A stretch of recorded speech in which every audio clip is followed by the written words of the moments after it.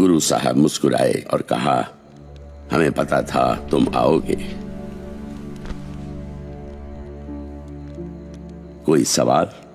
जी, सिंह तो और भी बहुत हैं जो शुरू से आपका साथ देते आ रहे हैं, फिर आपने इस बंदे को ही क्यों?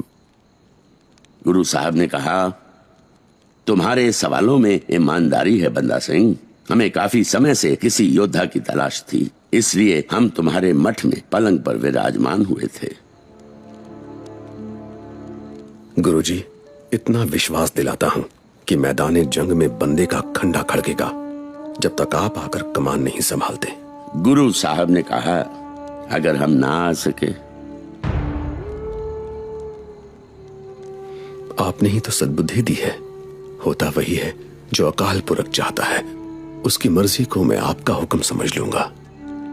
गुरु साहब ने पूछा, क्या तुम्हें हमारी कमी महसूस होगी? जी नहीं, क्योंकि मैं तो सिर्फ सिंहों की अगुवाई कर रहा हूं। सिंहों के असली सेनापति तो आप ही हो गुरुजी। ये मैं जानता हूं कि आप सिर्फ मेरे ही नहीं बल्कि हर सिंह के हमेशा संग रहते हो। गुरु साहब ने खुश होकर कहा, मेरा बंदा सिंह बहादुर, तुम वाकई में हर तरह से तैयार हो। आओ, तुम्हारे जाने से पहले अरदास करें। गुरु साहब का जख्म काफी गहरा था, पर वैद्य का कहना था कि उनके शरीर में धीरे धीरे जहर फैल रहा है। सिंह ये सुनकर बहुत घबराए हुए थे। गुरु साहब ने उनको बुलाकर समझाया कि चिंता करने की कोई जरूरत नहीं, रब की रजा में ही सबका भला है। गुरु साहब ने फिर दया सिंह जी से कहा, ग्रंथ साहब जी का प्रकाश करो, हम एक रस्म अदा करना चाहते हैं।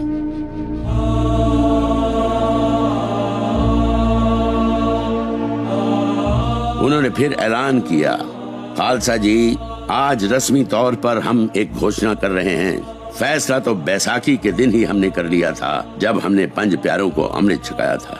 आज हमने 5 पैसे श्री गुरु ग्रंथ साहब के आगे चढ़ाकर माथा टेक दिया है। आज के बाद हमारे भी और आपके भी यही गुरु होंगे। अब से कोई भी देहधारी गुरु नहीं होगा।